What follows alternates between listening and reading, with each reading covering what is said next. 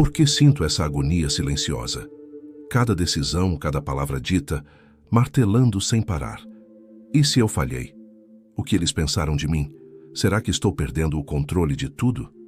É um ruído constante, essa guerra fria dentro da minha própria cabeça. Parece que minha mente se recusa a encontrar paz, sempre buscando um problema, real ou inventado, em cada sombra. Se você também vive aprisionado nesse turbilhão, nesse eterno pensar demais, saiba que não está sozinho. E o mais importante, não precisa continuar assim.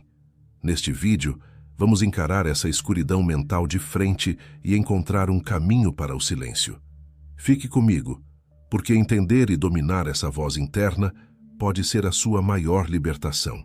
Esse ruído que descrevemos, essa agonia constante. A filosofia e a psicologia o chamam de diferentes nomes: ruminação, pensamento excessivo. Mas na essência é sempre a mesma armadilha. Aquele ciclo mental vicioso, uma engrenagem que gira sem sair do lugar. É quando pegamos um problema, uma dúvida, uma memória qualquer, muitas vezes algo pequeno, um detalhe quase insignificante, e o revisitamos, o dissecamos, o remoemos, repetidamente. E o pior, fazemos isso de uma maneira profundamente ilógica. Veja bem, nossa mente tem uma tendência perigosa de tentar aplicar a lógica fria a um caos de emoções intensas. Sentimos medo, sentimos vergonha, sentimos raiva ou tristeza profunda, e em vez de simplesmente sentir e processar isso no corpo, tentamos racionalizar. Tentamos entender por que sentimos, como o outro pôde fazer aquilo, qual a explicação lógica para o absurdo. Mas emoções intensas não seguem lógica. Elas são. E ao tentar encaixá-las em caixas racionais, não as dissolvemos. Apenas as alimentamos e nos aprofundamos ainda mais nesse labirinto da mente. É como se a sua atenção, que é um recurso limitado, se contraísse, se tornasse um feixe de luz focado apenas naquele ponto doloroso, naquela dúvida incessante. Sua percepção do resto do mundo, das outras possibilidades, do momento presente, ela diminui, quase desaparece.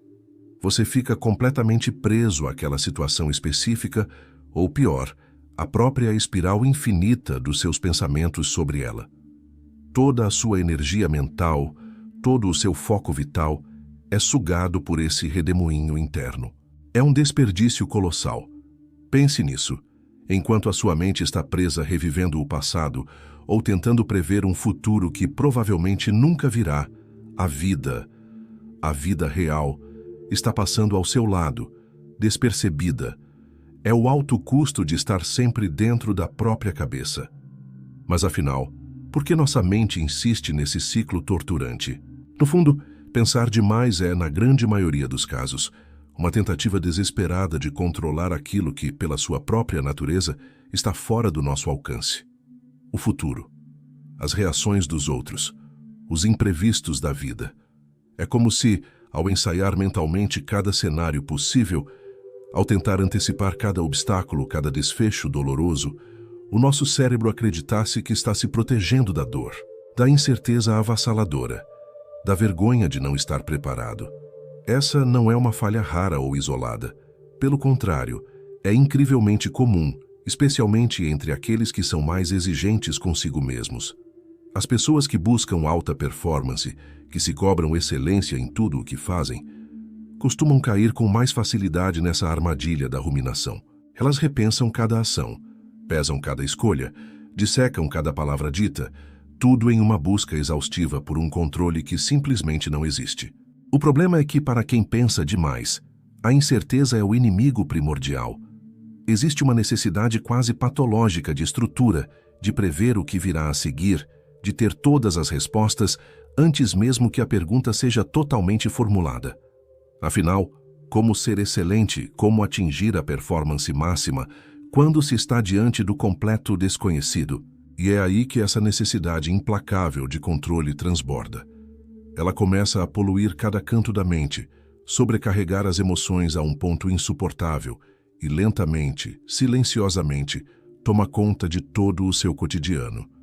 O pensamento excessivo deixa de ser apenas um ciclo mental e se torna a lente distorcida pela qual você vê o mundo.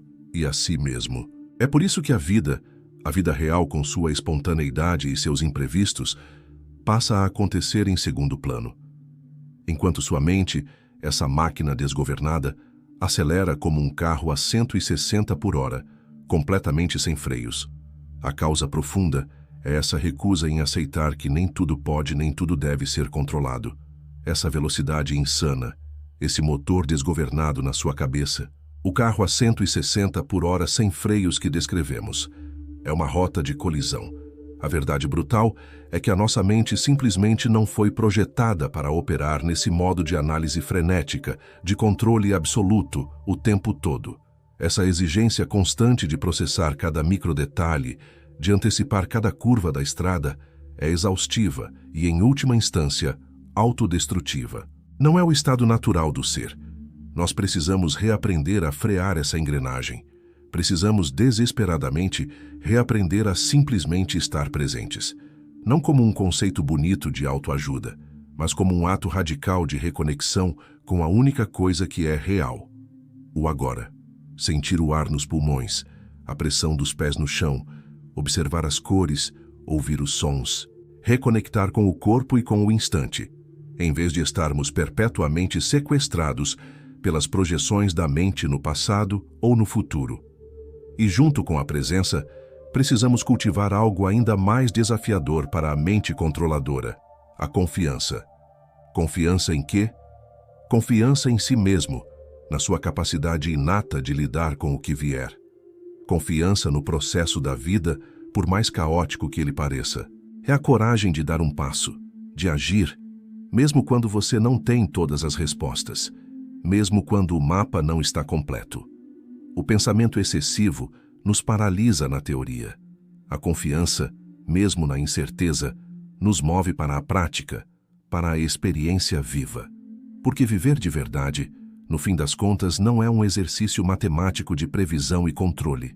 Não é sobre montar o quebra-cabeça perfeito antes de tirar as peças da caixa. É sobre outra coisa. É sobre entrega consciente. Não é uma entrega passiva, uma resignação derrotada. Longe disso. É uma entrega ativa, uma rendição lúcida à dança imprevisível da existência.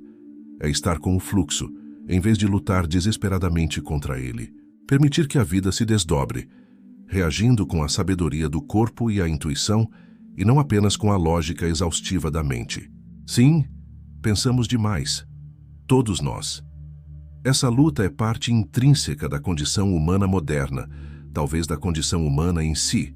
Mas reconhecer a necessidade de sair desse estado de aceleração constante e abraçar a presença, a confiança e a entrega é o primeiro passo vital para encontrar um respiro, um silêncio, em meio a todo esse barulho.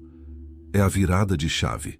Um dos labirintos onde mais nos perdemos, onde a ruminação prospera, é na preocupação incessante com o que os outros pensam, com o futuro que não controlamos.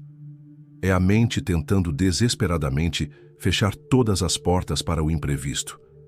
Mas, felizmente e ironicamente, a saída para essa prisão mental começa exatamente onde mais tememos pisar, no território do desconhecido.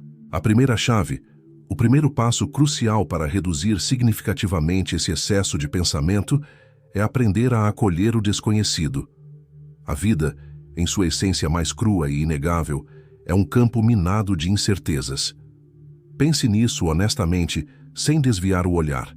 Nada é realmente garantido. Você pode perder o que tem, ser surpreendido por uma doença. A relação mais sólida pode ruir. Tudo pode mudar drasticamente em um piscar de olhos. A única garantia universal que temos, a única certeza absoluta, é a finitude. E é exatamente por isso que precisamos, urgentemente, parar de tratar o incerto como uma ameaça existencial constante. Enquanto temermos a incerteza, estaremos em guerra com a própria natureza da realidade. A tarefa, então, é começar a ver o desconhecido sob uma luz diferente.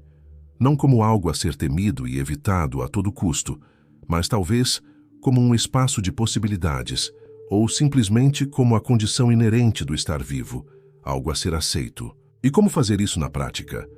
Não é uma mudança que acontece da noite para o dia, mas começa em pequenos atos de coragem diária. Diminua a rigidez dos seus planos. Permita-se desvios na sua rotina impecavelmente controlada. Abra espaço para o novo, para o inesperado. Experimente caminhos diferentes para o trabalho. Converse com alguém que você normalmente não conversaria. Diga sim a um convite surpreendente. Desafie-se aos poucos com pequenas rupturas na sua zona de conforto previsível. Quando você começa a fazer coisas diferentes, mesmo que no início sinta um leve desconforto, você está ensinando ao seu sistema nervoso que o imprevisto não é necessariamente sinônimo de perigo catastrófico. Você vai se habituando, degrau por degrau, ao terreno incerto. E pouco a pouco, com a prática, o desconhecido começa a perder seu poder aterrorizante. Ele deixa de ser apenas uma fonte de ansiedade e ruminação, e pode, quem sabe, começar a inspirar curiosidade, resiliência e a emoção crua de viver o que não foi ensaiado. Superar o pensamento excessivo, essa ânsia por controle, exige uma relação nova com o futuro. E a próxima chave que eu te apresento é talvez a mais contraintuitiva para mentes que buscam performance. É preciso se desprender da obsessão por resultados. Isso soa como uma contradição, eu sei. Claro que você quer que dê certo.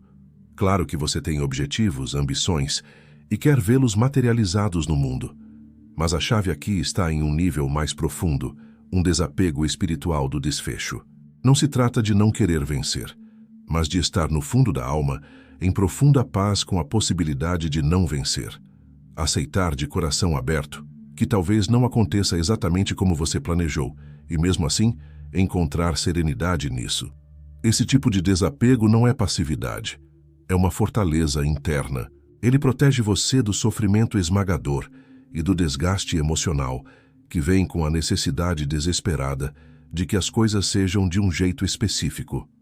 E a ironia brutal, a beleza paradoxal, é que muitas vezes é justamente quando você se desprende dessa fixação pelo resultado que ele começa a vir. E vem com uma leveza que o apego jamais permitiria. E falando em leveza, ou na falta dela, ela só se constrói de verdade através da aceitação radical do fracasso. Errar não é apenas permitido, é essencial. Falhar não é um desvio de rota, é inerente à jornada. Olhe para trás na sua própria vida, nas vezes em que você caiu, em que as coisas deram espetacularmente errado. Quantas dessas experiências dolorosas no momento você hoje reconhece como fundamentais? Quantas delas te ensinaram algo que o sucesso nunca ensinaria? A verdade inegável é, o fracasso forja o caráter. E caráter, no fim das contas, é tudo.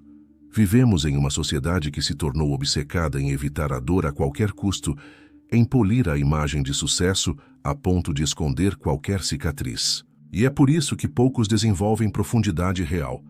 Pouquíssimos sabem quem realmente são quando tudo dá errado, porque não passam pelas provações necessárias. Quem evita o fracasso por medo, na verdade, evita o próprio crescimento mais profundo e significativo. Quando você começa a internalizar que falhar não é o oposto do sucesso, mas sim uma parte orgânica e vital do processo de evolução, algo muda. Você ganha força, aquela resiliência brutal que só a queda ensina, e uma humildade genuína. O fracasso é o antídoto mais poderoso contra o ego inflado. Ele molda o espírito e te mantém com os pés firmemente plantados na realidade, por mais dura que ela seja. E sim, ele aumenta a sua gratidão pelo sucesso. Sem ter conhecido a escuridão da derrota, o triunfo perde seu sabor, sua dimensão. O contraste dá valor inestimável à conquista. Chegamos a um ponto crucial na jornada para silenciar a mente. O pensamento excessivo raramente surge do nada. Ele costuma ser acionado por gatilhos específicos. Um e-mail que não foi respondido, um comentário casual, um pequeno erro no trabalho, um atraso inesperado. Esses eventos em si são apenas fatos, mas para a mente que pensa demais, eles são portais que disparam toda a engrenagem da ruminação. Por que isso acontece? Porque esses gatilhos, por mais banais que pareçam na superfície, tocam em algo muito mais profundo, o nosso senso de identidade e valor. Pense no exemplo do pai que se atrasa para o jogo do filho. Em teoria, é só um atraso, mas para ele isso pode tocar na ferida aberta de não ser o pai perfeito que ele acredita que deveria ser. Ou o estudante diante de uma prova importante. O pensamento excessivo não é só sobre a matéria, é sobre o medo de falhar e manchar a identidade de aluno brilhante ou de capaz. Aqui está a essência. O pensamento excessivo nasce quando o ego, essa construção mental de quem achamos que somos ou deveríamos ser, tenta desesperadamente controlar o desfecho de tudo que toca no nosso senso de valor. O ego quer proteger essa imagem idealizada, essa identidade rígida que criamos. Mas a vida real não respeita rótulos fixos. Ela é fluida, cheia de ciclos, contradições e nuances. E se quisermos experimentar a vida com mais leveza, precisamos redefinir o pensamento excessivo. Ele não é apenas um inimigo a ser combatido, é um sinal. Um sinal de que estamos apegados demais a uma versão rígida e limitada de quem achamos que devemos ser, em vez de abraçar a complexidade e a impermanência de quem somos de verdade. A ironia é cruel. É justamente o medo do ego de falhar ou de não corresponder que nos paralisa na ruminação. Quando você está em paz com a possibilidade de uma performance ruim, com a ideia de que pode não ser perfeito o tempo todo, você se liberta para simplesmente ser e agir. Deixar essas identidades fixas de lado, essa é a terceira chave mestra. Reconhecer que você é mais do que qualquer papel que desempenha ou qualquer rótulo que carrega. E que o pensamento excessivo é frequentemente apenas o eco da sua mente lutando para proteger uma fortaleza que, na verdade, nem precisa existir. Chegamos ao fim dessa exploração sobre o barulho incessante dentro de nós. Vimos que se preocupar obsessivamente não é e nunca será preparação. Que culpar a si mesmo ou aos outros incessantemente não é assumir responsabilidade. E, fundamentalmente, que pensar demais não é o caminho para a clareza, mas sim uma névoa que nos impede de enxergar. Você não precisa prever cada passo, nem controlar cada variável, nem ser uma imagem de perfeição imutável. Tudo o que realmente importa, a base sólida para navegar a tempestade da mente, se resume a 3 pilares: presença, para ancorar no único momento que existe; confiança, na sua capacidade de enfrentar o que vier e no próprio fluxo da vida; e gentileza consigo mesmo, para silenciar o juiz interno cruel. Se essa reflexão ressoou com a sua própria luta, se acendeu uma luz sobre o seu ruído interno, deixe o seu like neste vídeo e inscreva-se no canal para continuar essa jornada de aprofundamento. Explore também a playlist Expandindo a Consciência. Ela foi criada para ser uma bússola nesse caminho rumo a um silêncio mais significativo. Lidar com a mente é um processo contínuo, uma arte que se refina com a prática.